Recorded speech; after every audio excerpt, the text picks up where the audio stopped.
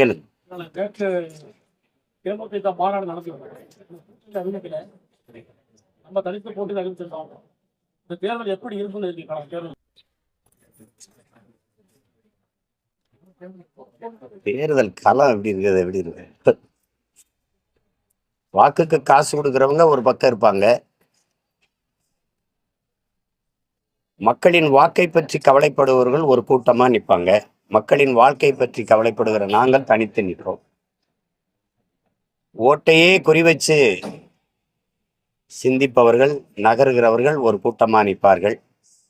நாட்டை சிந்திச்சு நாட்டு மக்களின் நலனை பற்றியே சிந்திக்கிற கூட்டம் நாங்கள் ஒரு பக்கத்துல நிற்போம்.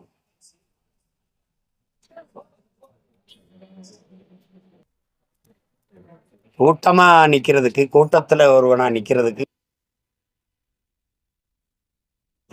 தான் வீரமும் துணிவும் தேவை. அப்படி கூட்டம் கூட்டமா நிக்கிறவங்க யாருன்னு நீங்க முடிவெடுத்துக்கிறீங்க. தனிச்சு வீரத்தோடும் துணிவோடும் நிக்கிற நாங்க யாருன்னு நீங்க தான் முடிவெடுத்துக்கணும். அதனால வணங்குகிற சாமியை பத்தி கவலைப்படுகிற கட்சி இருக்கும். மக்களின் வாக்கை எப்படியெல்லாம் பறிக்கிறது அப்படின்னு ஒரு கட்சி இருக்கு. கட்சி அரசியல், தேர்தல் அரசியலையே சிந்திக்கிற எல்லாரும் ஒரு பக்கம் நிற்கிறாங்க. மக்கள் அரசியல், மக்களை பற்றி சிந்திக்கிற மக்கள் அரசியல் செய்கிற கூட்டம் நாங்க தனியா நிக்கிறோம். மக்களோடு சேர்ந்து மக்களுக்காக நிக்கிறோம். விளம்பர அரசியல், செய்தி அரசியல் செய்கிற ஒரு கூட்டம் இருக்கு.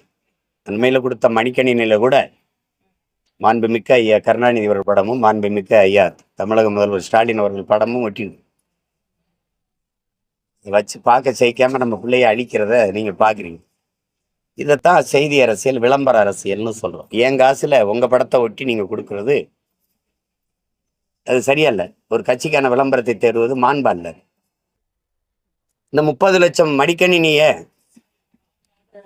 10ஆப்பு 12ஆப்பு படிக்கிற பிள்ளைகளுக்கு கொடுத்துருந்தா, போன ஆண்டே கொடுத்துருந்தா பயனா இருக்கும். அது மக்கள் அரசியல். மருத்துவம் படிக்கிற 3ஆவது ஆண்டு மாணவர்களுக்கும் கல்லூரியில் படிக்கிற 3ஆம் ஆண்டு மாணவர்களுக்கும் கொண்டு கொடுக்கும்போது அது தேர்தல் அரசியலா பார்க்கப்படுது. பொங்கலுக்கான 3000 ரூபா உதவித்தொகை போன ஆண்டு கொடுத்துருந்தா அது மக்கள் அரசியலா இருந்திருக்கும். அடுத்த மாதம் தேர்தல் வரும்போது இப்ப கொடுக்கறது அது தேர்தல் அரசியலா நாங்க பார்க்கிறோம். அதனால இந்த பொங்கல் என் மக்களுக்கு தைப்பொங்கலா இல்லாம தேர்தல் பொங்கலா இருக்கு. உங்களுக்கு புரியுதுன்னு நினைக்கிறேன். இப்ப இது ரெண்டும் தான் களமா இருக்கும். இந்தியர், திராவிடர் என்பவர்கள் ஒரு கூட்டமா இருப்பாங்க. நாங்கள் தமிழர்கள், அது மாண்புமிக்க பேரினத்தின் மக்கள், உலகில் பெருமைப்பட வாழ்ந்த ஒரு பேரினத்தின் மக்கள் என்று தன்மானம் கொண்டு தலைநிமிர்வு கொண்டு தனித்து நிற்கிற ஒரு கூட்டம் நிற்போம். ஏன்னா 1000 விலங்குகளோடு நின்றாலும் புலி தனித்து நிற்கும். தனித்து நின்றாலும் 1000 பேரோடு நிற்கிற திமிரோடு நிற்கும். அதனால நாங்க தனித்து நிற்போம், தனித்துவத்தோடு நிற்போம், தன்மானத்தோடு நிற்போம், தமிழ் பேரின மக்களோடு இணைந்து நிற்போம். அதனால இந்த பொங்கல் தமிழ் தேசிய பொங்கலா இருக்கும். நீங்க பார்க்க போறீங்க. வேற பொங்கல் பண்டிகையை திராவிட பொங்கல்னு கொண்டாடுங்க அப்படின்னு திமுகவினர் எல்லாம் திராவிட பொங்கலா கொண்டாடி இருக்காங்க.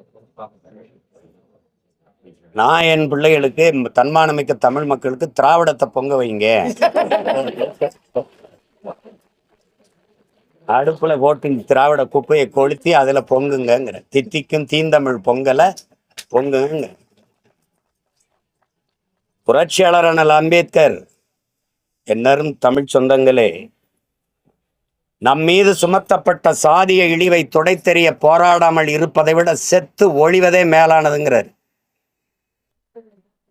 அது மாதிரி நம் மீது சுமத்தப்பட்ட திராவிட அந்த தீண்டாமை இழிவை துடைத்தெறிய போராடாமல் இருப்பதை விட செத்து ஒழிவதே மேலானது. நீ பிராமண கடப்பாடை கொண்டு திராவிட குட்டியச்சுவரை இடிப்பேன்ட்டாரு அப்படின்னு நீங்க தான் சொன்னீங்க. மாவோ சொல்றாருன்னு, நான் என்ன ஆயுதம் எடுக்க வேண்டும் என்பதை எப்போதும் என் எதிரி தான் தீர்மானிக்கிறான்னு நீங்க தான் சொன்னீங்க. நான் கடப்பாறைய, அதுவும் பிராமண கடப்பாறையை எடுக்க வேண்டிய நிலையில வேண்டி நிறுத்தினது யாரு? நீ தான். 100 ஆண்டுக்கு முன்னாடி முதல்ல நீ எடுத்த ஆயுதம் இது, இந்த பிராமண கடப்பாறை. யாரை இடிக்க? என்னை இடிக்க. இவனை நின்னுக்கிறது இவரு, எங்க தங்கச்சி நின்னுக்கிறது. இவர் பிராமணன், இவன் பாப்பான் ஓ எதிரி, ஓ எதிரி, ஓ எதிரி. அது சரி, நீ யாரு? நீ யாருப்பா? நீ முதல்ல எந்திரிப்பா. இவன் எதிரின்னு தான் எனக்கு தெரியுமே. ஆரிய படை கடந்த பாண்டியன் நெடுஞ்செழியன் பரம்பரையில வந்தவனுக்கு இது எதிரி நீங்க கற்பிக்க வேண்டியதில்லை. புரியுதா? நீயும் கற்பிக்க வேண்டியதில்லை. ஆரியம் போல் உலக வழக்கொழிந்து அழிந்து சிதையா உன் சீரழமை திறமையந்து செயல் மறந்து வாழ்த்துது மேல் பா எழுதினவன் பேரனுக்கு நீ சொல்ல வேண்டியதில்லை. அந்த வரியை எடுத்தீல, நீ எனக்கு கற்பிக்க வேண்டியதில்லை. வைக்கவே துணிவில்லாத நீ எனக்கு எதிரி அடையாளம் காட்டுற? நீ கோலை, நீ எதுக்கு எனக்கு வீரனுக்கு அடையாளம் காட்டுற எதிரியை? நீ ஓரத்துல போய் உட்காரு. நீ யாரு? தன்மானமிக்க தமிழ் மக்கள்கிட்ட சொல்றேன், நீங்கள் தமிழர்களா திராவிடர்களா? தமிழனின் திருநாளை, தமிழனின் பொங்கலை எதுக்கு திராவிட பொங்கல் நீ அடையாளப்படுத்துற? எதுக்கு அடையாளப்படுத்துற? நீ ஆதி தமிழனை தமிழனை திராவிடன்னு போட்டு 3 சகதியில போட்டு கிளர்ந்து எழுதுறான். அழிடா எடுறா, ஆதி திராவிடன் தூக்குடா, ஆதி தமிழன்னு எழுதுறான்னு இப்ப என் ஆளு இது பண்றான். நீ என்னை பறையன்னு சொல்றது இழிவுன்னு நான் நினைக்கிறியா? இல்ல, வள்ளுவனே பறையன், ஆதி பாட்டன் சிவனே, ஆதி இறை சிவனே பறையன். அதுல சொல்றதுல எனக்கு திமிரு இருக்கு, பெருமிதம் இருக்கு, நிமிர்வு இருக்கு. நீ யார் அந்த சொல்லை சிறுமைப்படுத்துறதுக்கு? அதான் என் தாத்தன் சொல்றான், ரெட்டமலை சீனிவாசன். பறையன்கிற இழி சொல்லு நீ நினைக்கிறான், அதை எழுச்சி சொல்ல மாற்றாங்கிறான். அதனாலே நான் 1 பைசா தமிழன் எழுது, நான் பறையன்னு இதழ் நடத்தினேங்கிறப்ப. இதழுக்கு பேரே நான் பறையன்னு வச்சேன்டா, நான் நடத்துற இதழுக்கு பேருன்றப்ப. நீ சும்மா எங்களை அப்படியே ஊனப்படுத்தி குற்றப்படுத்தி என்ற சொன்னில, தமிழ் படித்தா வேலை கிடைக்குமா, தமிழ் படித்தா சோறு கிடைக்குமா? தமிழ் எனக்கு வேலையும் சோறும் இல்லடா, என் உயிர்னு கிளர்ந்தெழுகிற ஒரு கூட்டம் வந்துட்டுது. அது என் முகம், என் முகவரி, என் அடையாளம், எல்லாம் என் இலக்கியம், என் கலை, என் அறிவியல், என் அரசியல், என் வரலாறு எல்லாமே தானே எனக்கு கற்பிக்குது. நீ எனக்கு அதெல்லாம் அது ஒரு காலம், திராவிடத்தை தூக்கிட்டு குடுகுடுப்பை தூக்கிட்டு அடிச்சுக்கிட்டு இருக்கக்கூடாது. இப்போல்லாம் நீங்கள் பார்த்தீங்களா, தெருவில் குடுகுடுப்புக்காரன் நல்ல காலம் பிறக்குது, நல்ல காலம் பிறக்குதுன்னு அடிக்கிறது இல்லை. ஏன்? இவங்க ஆட்சியில் எப்பவும் நல்ல காலம் பிறக்காதுன்னு அவன் போயிட்டான். என்னையா எவனும் அடிக்கிறது இல்லை. இந்தியா மனிதர்கள் வாழுகிற நாடு. திரும்ப திரும்ப அந்த பெருமக்களுக்கு நான் ஒன்றை சொல்ல விரும்புகிறேன். பேராசான் உலகத்தில் அவனை போல கல்வியாளன் இல்லை, ஆகச்சிறந்த கல்வியாளன் உலகம் போற்றுகிற அறிவாசான் அண்ணல் அம்பேத்கர் மொழியை திருப்பி பதிவு பண்ணுறேன், இப்பவும் பதிவு பண்ணுறேன். தாங்கள் வாழ்கிற நாட்டை விட சார்ந்திருக்கிற மதமே பெரிதென்று எண்ணிக்கொண்டு இவர்கள் செயல்பட தொடங்குவார்களே, ஆனால் இந்த நாடு சுக்கு சுக்காக சிதறுவதை யாராலும் தடுக்க முடியாதுங்கிறது. அந்த பெருமக்கள்கிட்ட கேட்குறேன், மொழி வழியே தேசிய இனங்கள் நிலங்கள்னு பிரிச்சியா, மத வழியே பிரிச்சியா? எப்படி பிரிச்ச? அப்புறம் எப்படி இது இந்து நாடாகும்? அது கன்னடன் நாடு, அது தெலுங்கன் நாடு, அது மலையாளி நாடு, அது குஜராத்தி நாடு, அது இப்போ பீகாரி நாடு, இது தமிழன் நாடு. இதுல எங்க நீ பேசிட்டு இருக்க இந்து நாடுன்னு? நீ இந்துக்கள் மட்டும் வாழுகிற நாடாக, ஒரு மதம் சார்ந்தவன் வாழுகிற நாடா மாத்தணும் துடிக்கிற. நாங்க மனிதர்கள் வாழுகிற நாடாக இது இருக்கணும்னு துடிக்கிறோம். நீ மனிதனத்தை கொன்றுட்டு மதத்தை காப்பாற்ற துடிக்கிற. நாங்க மதத்தை விட மனிதம் புனிதம், அந்த மனிதத்தை காக்க போறாரு. 2 பேருக்கு 2000 கிலோமீட்டர் தூரம் இருக்கு. இந்த சேட்டையெல்லாம் இல்லாத எடுபடாது. நீ பேசிட்டு இருக்கலாம். எங்க இருக்கு அரசியலமைப்பு அங்கீகாரம் தேவையில்லை? எனக்கு அரசியல் அப்படின்னா அங்கீகாரமே தேவையில்லைன்னு எப்படி? உனக்கு தேவைன்னா அரசியலமைப்புக்குள்ள வாம்ப, என்னை குத்தி கொல்லணும் அடிக்கணும்னு இந்த போர்வைக்கில வாம்ப வந்து அடிச்சு தூர போட்டு அங்கிட்டு போடா, நீ போர்வைக்கில வராதம்ப. என்னவோ சேட்டை. அரசியலமைப்பே தேவையில்லைன்னு சொல்ற நீ, எனக்கு தேவையில்லை, உன் கருத்தும் தேவையில்லை. எப்படி? ஏன் அரசியலமைப்பு உனக்கு தேவையில்லை? அதை தந்தவன் யாரு? அண்ணல் அம்பேத்கர். அதனால நீ அதை நிராகரிக்கிற. ஐயா ராமதாஸ் திமுகவுக்கு அது எங்க ஐயாவோட கருத்து. எங்க ஐயாவோட கருத்தை நான் எப்பவுமே எதிர் விமர்சனம் செய்யறது இல்லை. அது விடுங்க, அது அவருடைய கருத்து. ஏன்னா தங்கச்சி யாரை எடுக்கிறாங்களோ அவன் பேரன் அடிச்ச அடியில கண்டி போயிருக்கு, அவருக்கு பின்னாடி போய் ஒழிகிறாங்க. உங்களுக்கு புரியுதா? இவங்க எல்லாம் என்ன பேச்சு, சாதி தலைவன், சாதி வெறியன். இப்ப அவர் முதுகு போய் ஏன் சொல்லிற? ஏன்னா ஒருத்தன் நின்று அடிக்கிறான் பாரு, திணறிட்ட. நீ சாதி ஒழிக்க நின்னியா, அவன் சாதி ஒழிக்க நின்னானா? என் தாத்தன் சாதிய எண்ணம் கொண்டவன் அரசியலுக்கு வந்தால் நாடு நாசமாகி விடும்னு பேசினவன் நீ இப்படி பேசிருக்க. சாதிய சிந்தனை கொண்டவன் இறைவனை வழிபடவே அருகதையற்றவன் பேசினவர் அப்படி பேசிருக்க. சொத்தையெல்லாம் ஏழை எளிய மக்களுக்கு எழுதி கொடுத்தவன் அப்படி ஏதாவது செஞ்சிருக்க. தமிழ் தமிழ் என்று பேசியவன் ஒரு நாள் வள்ளலார் பெருமகனின் திருவருள் பெற்ற ஒருவன் வருவான். யார சொல்றாரு? என்னை தான் சொல்றாப்ல. வருவான், அவன் அரியணை ஏறும் போது என் அன்னை தமிழ் அரியணை ஏறுங்கிறாப்ல. அன்னைக்கு என் தமிழ் இந்தியாவிலடா உலகையே ஆளுங்கிறாப்ல. தங்கச்சி நான் பொய் சொல்ல, அவர் பேசுனதை அப்படியே பேசுறேன். உலகையே ஆளும், அதற்கு என் உலகம்மை மீனாட்சி அவனுக்கு அருள் புரிவார். திருஞான குழந்தை ஞான சம்பந்தனுக்கு, அகத்தியனுக்கு திருஞான குழந்தை முருகப்பெருமான் அகத்தியனுக்கு போதித்த தமிழ் அவனுக்கு துணை நிற்கும்ங்கிறவள. இப்ப எங்க வந்து நின்ட்டாங்க இல்ல. ஒருத்தன் பேச மாட்டான் மேடையில தெய்வ திருமகன் முத்துராமலிங்க தேவர்னு பேச மாட்டான். தேவர் அவர்கள் அப்படி பேசுறாரு. எப்படி பேசுறாப்புல? ஏண்டா இவ்வளவு நாள் தெரியலையாடா அவர் பேசுனது இந்துத்துவத்துக்கு எதிர்ன்னு? அவரை என்ன கேவலப்படுத்தி நிறுத்தின. ஏன் இந்த திராவிட இன்னைக்கு பேசுறவங்கள அவர் நினைவிடத்துல போய் பூ போட போகலடா நீங்கெல்லாம்? ஏன் போகல?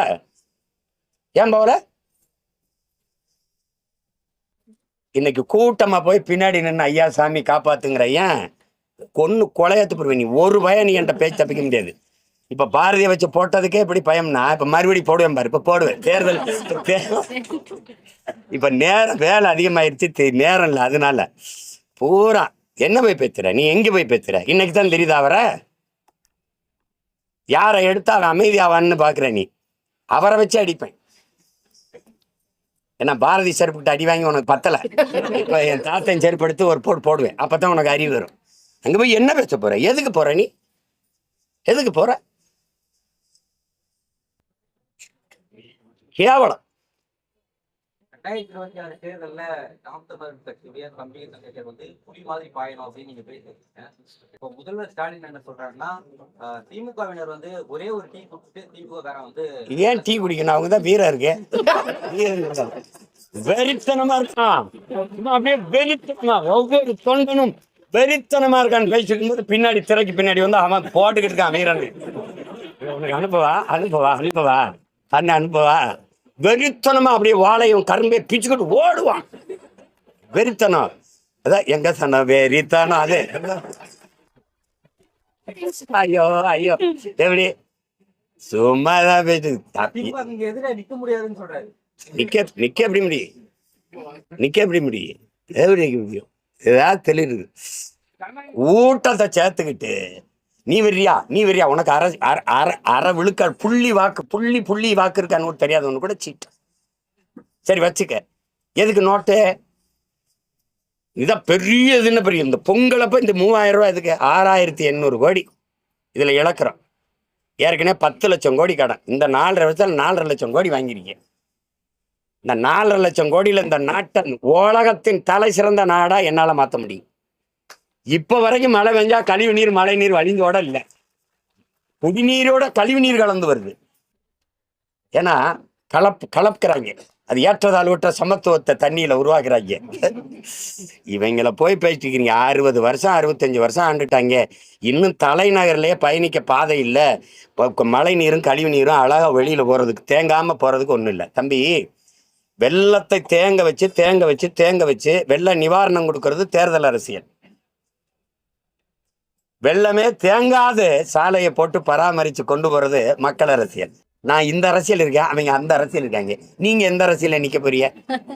அதுதான் இப்ப கேள்வி. புரியுதா? என் தம்பிக்கு தான் சொல்றேன். இந்த பதில் புரியுதா? புரியுது. வேற வியாபாரி என்ன செஞ்சு செய்வான்? வரலாறா பதிவு பண்ண முடியாது. வியாபாரத்துல நீங்க செய்ய முடியாது. பொன்னியின் செல்வன் ஒரு படம் பார்த்தீங்க. அதுதான் என் பாட்டனுடைய வரலாறா நீங்க நம்புறீங்களா? அது ஒரு புதினம், இலக்கியம், புராணங்கள், இதிகாசங்கள் பொய் பேசும். வரலாறு பொய் பேசாது, பொய் பேசக்கூடாது. உள்ளதை உள்ளபடியே பதியணும். இவர்கள் ஆந்திராவில் படம் வெளியிடும் போது நாங்கள் இந்தியை எதிர்த்தோம்னு போட முடியாது. புரியுதா உங்களுக்கு? நீங்க இந்தி பேயே வெளியேறலாம் சொல்ல முடியாது. அங்க வட இந்தியாவில் போய் இப்போ பேன் இந்தியா படமா இதை ஆக்க முடியாது. இந்த மண்ணில் பார்த்ததோட நீங்க நின்றுக்கிறணும். இப்போ இங்கே பெரியார்னு ஒரு படம் வந்துச்சுல்ல தங்கச்சி? பெரிய சீர்திருத்தவாதிகள், முற்போக்குவாதிகள். ஆந்திராவில் அந்த படம் வெளியாகும்போது ராமசாமி நாயக்கர்னு வந்துச்சா? அப்படி வந்துச்சு. எப்படி வந்துச்சு? எப்படி சேட்டை? எப்படி? ஆமாம். அப்போ அதெல்லாம் அது பேசிட்டு கூடாது, அதை விட்டுறணும். இப்போ வட இந்தியாவில் போய் இந்திய எதிர்ப்பு போராடுறதுக்கான அவன் தாய்மொழியை எதிர்த்து போராடின படத்தை கொண்டு அவன் வெளியிடுவான், அதை நினச்சி அதை விட்டுருங்க. அது ஒரு திரைக்கலைங்கிறது இன்னைக்கு வர்த்தகம் ஆயிடுச்சு. இந்த மைக் மாதிரி ஒரு சிறந்த மைக் இல்லை, இதை வாங்கி கேளுங்க, நீங்கள் அங்கே இருந்தாலே இங்கே கேட்கும். இப்படி பேசித்தான் என்னப்பா பெரும் முதலீடு, அதில் இழப்பு வராமல் இருக்கணும்னு நினைப்பாங்க. அதை போய் கருத்தை எடுத்துக்கிட்டு பேசிக்கொண்டு படம் படம் தான் ஒரு பொழுதுபோக்கு வாழ்க்கையில் இருக்குது. பொழுதுபோக்கே வாழ்க்கை இல்லை. அதை முதல்ல எல்லாரும் பிள்ளைகள் சொந்தங்கள் புரிஞ்சுக்கணும். கையில் கொஞ்சம் பொழுதுபோக்குன்னு இருக்குது, கொஞ்சம் நேரம் ஒரு கலை இலக்கியத்தை பார்ப்பது போடுறது இருக்குது. வாழ்க்கையே பொழுதுபோக்கு இல்லை, அவ்வளோ முதன்மைத்துவம் கொடுக்க வேண்டியதில்லை. வேற இந்திய எதிர்ப்பு பேசுன பராசக்தியை ஜனநாயகம் கிடையாது.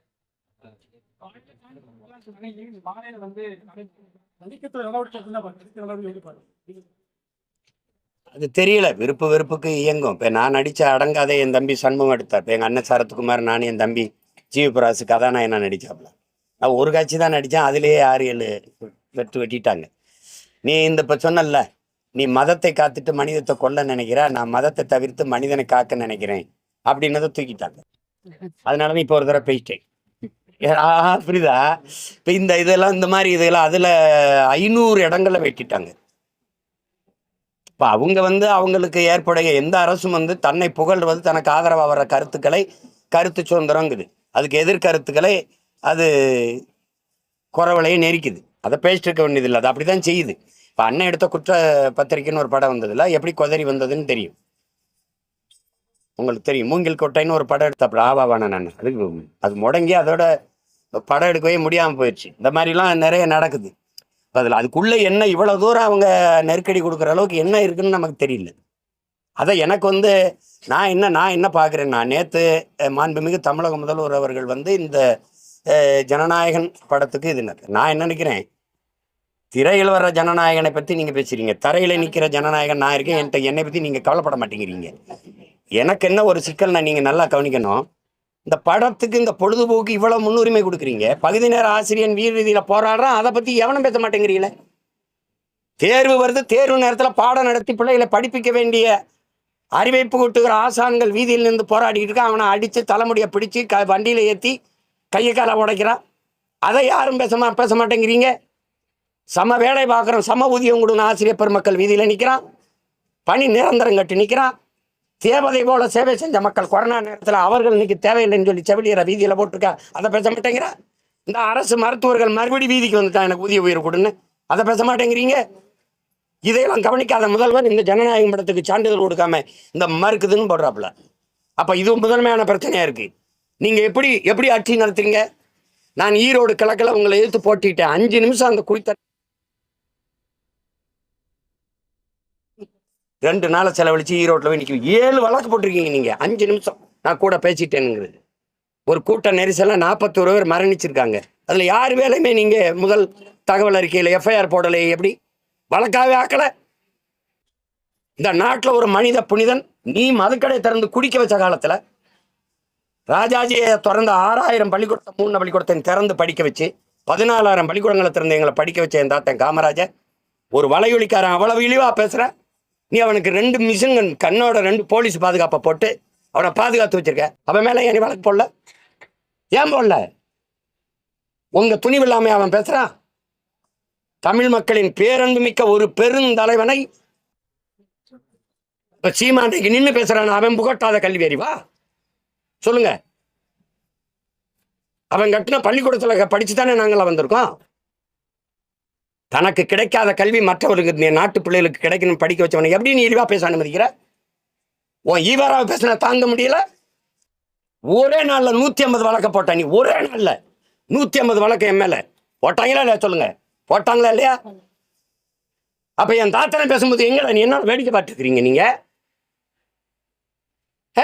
என் தாத்தன் முத்துராமலிங்க தவிர உமனேஸ்வரனை பேசுறான், நீ வேடிக்கை பார்த்துருக்க.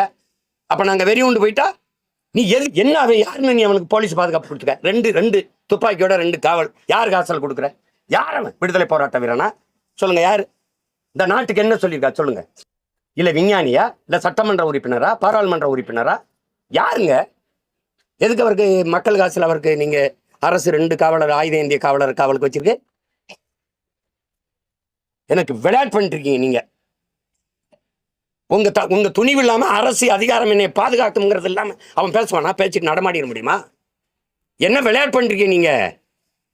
நாங்க மானம் கெட்டு போயிட்டோம், திருப்பி வந்தா நாங்க ஓட்டு போட்டுருவோம் உனக்கு. அந்த திமிரில தான் அவன் பேசுறான். ஏன் அவன் மேல எஃப்ஐஆர் போடல? நீ ஈவேராவை பேசுனதுக்கு ஒரே நாள்ல ஓடி ஓடி போய் வழக்கு கொடுத்த இடத்துல எல்லாம் என் மேல எஃப்ஐஆர் போட்டு என்னை கோர்ட்ல ஏத்தன நீங்க. என்னது? ஒரு தேசிய பிள்ளைகள் எழுச்சி உருகிற காலம், தமிழர் என்று தன்மானம் கொண்டு கிளர்ச்சி விட்டு எழுச்சி உருகிற காலம் இது. அடிபட்ட புலியும் அடிமைப்பட்ட இனமும் எழுச்சி வரும்போது எவனும் எதிர் நிற்க முடியாது ஐயா இறையன் பல்கிறாரு. நாங்க வெறும் அடிபட்ட புலி இல்லை, அடிமைப்பட்ட இனம் இல்லை, ரெண்டும் பார்த்து செய்யணும். சும்மா தேவையில்லாம வந்து அவன் பேட்டுருக்கான். சரி, நேற்று விருதுநகரில் வழக்கு பதிவு பண்ணி அவனை கைது பண்ணதுக்கு என்ன ரியாக்ஷன், என்ன நடவடிக்கை? என் தாத்தன் தெய்வ திருமகனை உமனேஸ்வரன் சொல்றான். இவனுக்கு எப்படி தெரியும்? என்ன என் வீட்டு பெண்களை அனுப்பிச்சு வச்சானே? இந்த சேட்டை தானே இது. ஏண்டா 4 சோத்துக்கள் இருந்துக்கிட்டு என்ன வேணாலும் பேசிட்டு நீங்க என்ன வெட்டுருவீங்க. உங்களை அந்த அரசு அதிகாரம் எத்தனை காலத்துக்கிட்ட அந்த அதிகாரம் இருந்துரும்? எத்தனை காலத்துக்கு? இன்னும் 5 வருஷம் இல்லை 10 வருஷம் 15 வருஷம் பார்த்தோம்டா. நிரந்தர முதல்வர்னு சொன்னவெல்லாம் இங்க படுத்திருக்கான்னு என்ன சிரிக்கிறீங்க? நிரந்தர முதல்வர் அப்படின்னா என்ன? வான நிரந்தரம்டா, கடல் நிரந்தரம்டா, மலைய நிரந்தரம் இல்ல, வெட்டி வித்துட்டா நாய். மலைய நிரந்தரம் இல்ல, பார்த்து பண்ணணும். சும்மா ஒவ்வொன்னையும் சேட்டை பண்ணிட்டு அலையக்கூடாது. ஒரு பாடம் வரல அவ்வளவுதானே. இன்னைக்கு வரல, நாளைக்கு என் பிள்ளைகள் வந்தா பார்க்க போகுது. என்ன பண்டிகையில வரல கூட வசூல் படுவோம் இல்ல, அவ்வளவுதானே. அடுத்து கூட 10 நாள் ஓடனா அந்த பிள்ளைய போய் பார்த்துட்டு போறோம், அவ்வளவுதான். அவ்வளவு நீ எங்க கொண்டு தள்ளுற? ஒரு அறிவு சமூகத்தை அழிவு சமூகமா மாத்திக்கிட்டே போறியே. கல்லூரியில் அரசியல் பேசக்கூடாது தடை போட்ட நீ, சினிமா பேசக்கூடாது நீ ஏன் சொல்ல? என் இறை வழிபாட்டை விமர்சித்த நீ திரை வழிபாட்டை ஏன் விமர்சிக்கல? கதாநாயகன் வழிபாடு கடவுள் வழிபாடை விட மேன்மையானதுன்னு கட்டமைச்சிட்ட. அதே கல்லூரி விழாக்கள்ல இலக்கியவாதி பேச மாட்டான், இயக்குனர் பேசுவான். நற்றமிழ் சான்றோன் பேச மாட்டான், நடிகன் பேசுவான், நடிகை பேசுவான். அப்ப என்ன ஆகும்? சினிமா தான் இருக்கு உச்சம்னு. அங்க ஆடுறது என்ன? சங்கே முழங்கா பாடுறான். சங்க இலக்கியமும் தமிழ் இலக்கியமும் பாடல்களுமா, எழுச்சி பாடல்களுமா பாடுது. திரைப்பாட்டை பாடிக்கிட்டு அந்த வேஸ்ட்டை போட்டு ஆடுறான். அப்புறம் அதனால திரையரங்குல தனக்கான தலைவனை தேடுறான். நீ கல்வி சிறந்த தமிழ்நாடுல நடிகை பேச வைக்கிற, மடிக்கணினி கொடுக்குற இடத்துல நடிகை இயக்குனரை பேச வைக்கிற. ஏன் அறிவு சான்றோனே இல்லையா? வறண்டு போயிச்சா? துணைவேந்தர் இல்லை, பேராசிரியர்கள் இல்லை, கல்வி சான்றோர்கள் இல்லை, அறிவார்ந்த பெருமக்கள் இல்லை. ஏன் உங்க அமைச்சர் பெருமக்கள் ராசாவிட அறிஞன் வேணுமா உனக்கு பேச வைக்க முடியாது? திருச்சி சிவாவிட சான்றோன் வேணுமா பேச வைக்க முடியாது? என்ன வழக்கம் வச்சு, என்ன வழக்கம்? எங்க கொண்டு போறீங்க நாட்டை? ஒரு முதலமைச்சர் நள்ளிரவுல சுட்டி செய்தி போடுறாப்புல. இந்த ஜனநாயகன் படத்துக்கு சான்றிதழ் கொடுக்காம பிஜேபி அரசு தடுக்குதுங்க. பிஜேபி எதிர்க்கிறீங்களா? நாங்க நம்பணும். ஆபரேஷன் சிந்தூருக்கு உலகத்துக்கு முன்னாடி கொடியை பிடிச்சிட்டு பேரணி போனது யார்? வாழ்த்தி நீங்க தானே, நீங்க தானே. இடின்னு உன்னை வர்றேன் மோடின்னு ஓடி போனது யார்? நாங்களா நீங்களா? யாரும் கண்டுக்கூடாது, எதையும் பண்ணக்கூடாது. எல்லாத்தையும் பணத்தை போட்டு, பிணம்னாலும் பணத்தை போட்டு மூடணும், ஊழல் லஞ்சம்னாலும் பணத்தை போட்டு மூடணும், ஏதாவது எடுத்து பேசினா வாயில பணத்தை போட்டு மூடணும். இதுவேவா ஒரு ஆட்சி?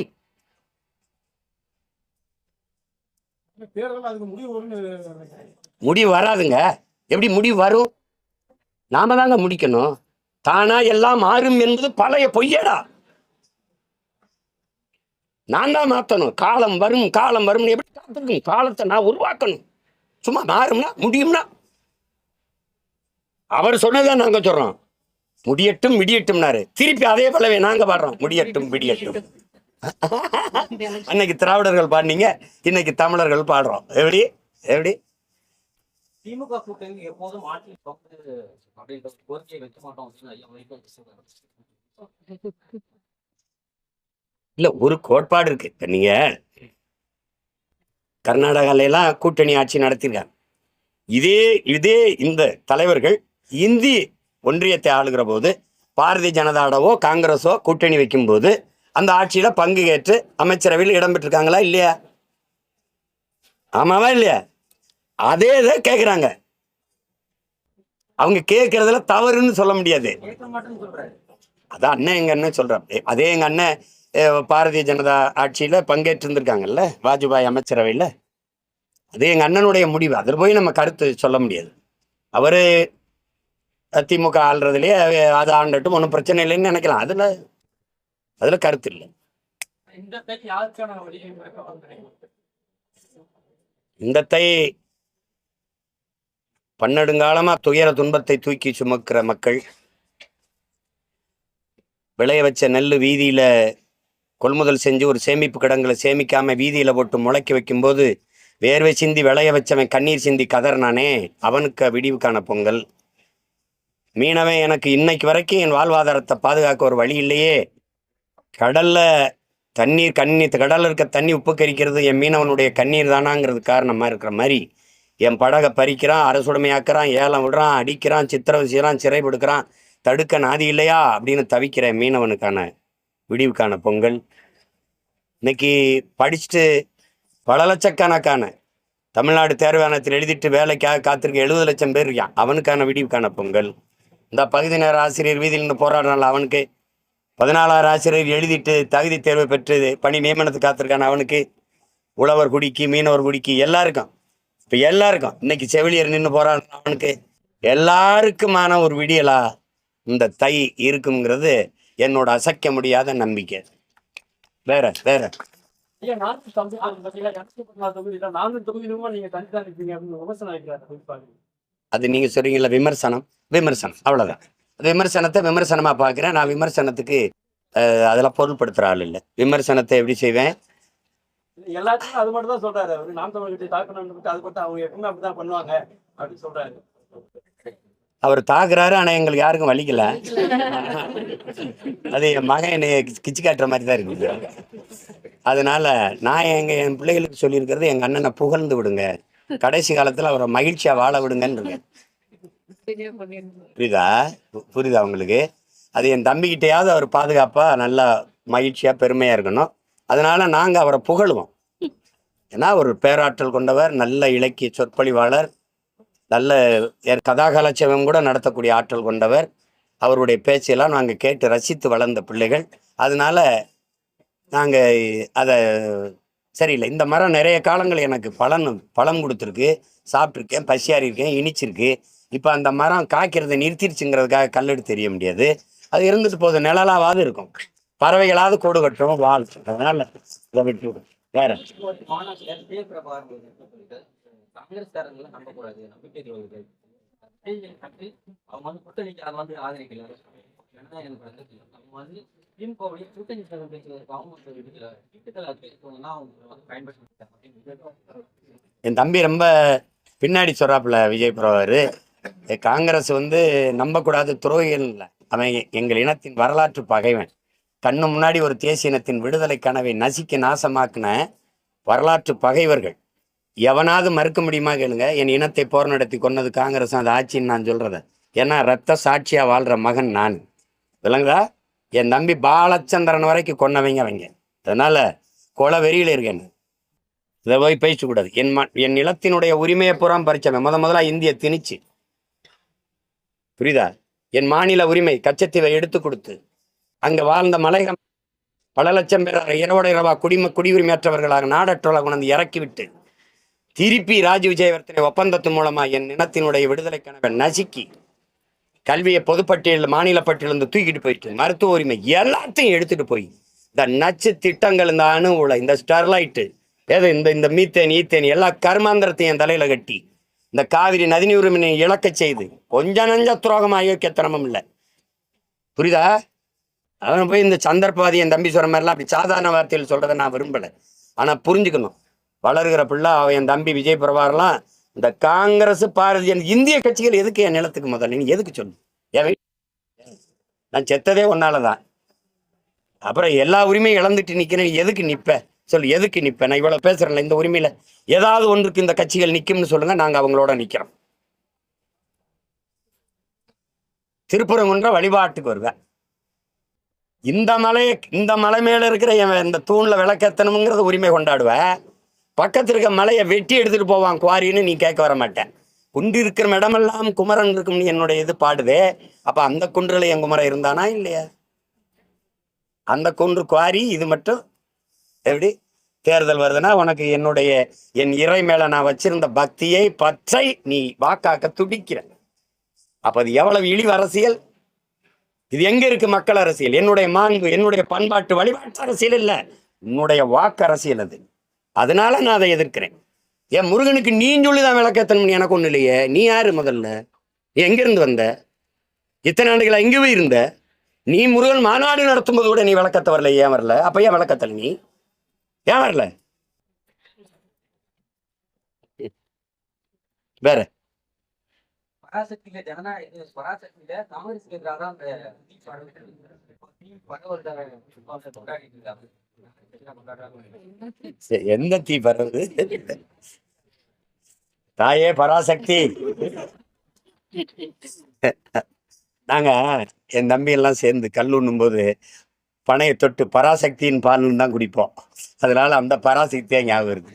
சும்மா போட்டு ரொம்ப பேசிட்டு இருக்காது. அதை போட்டு படத்தை போட்டே அவ்வளோ நேரம் பேசிட்டு அலைய வேண்டியது. விடுங்க, அது ஒரு இது. பொழுதுபோக்குக்கு மிக குறைந்த அளவு முக்கியத்துவம் கொடுங்க. சீன பிரதமர் இங்கே வரும்போது 2 மாதம் தொடர்ச்சியாக கிரிக்கெட் எப்படா உங்களால் விளையாட முடியுது? எல்லா வேலையும் விட்டுட்டு 11 பேர் விளையாடிட்டு இருக்கேன், பல லட்சம் பேர் கூடி பார்த்தே இருக்கீங்களாடான். நாங்கள் விளையாட்டுக்கு பொழுதுபோக்கில் அது முன்னுரிமை கொடுப்போம், ஒரு குறைந்த அளவு. அதையே போட்டு விளையாடிட்டே இருக்கிறது, அதையே பேசிக்கிறது. என்ன கொடுமை இது. இப்போ ஐயோ, வேற ஏதாவது சொல்லுங்க. அவ்வளோதானே. எல்லாருக்கும் இனிய பொங்கல் நல் வாழ்த்துக்கள். வணக்கம்.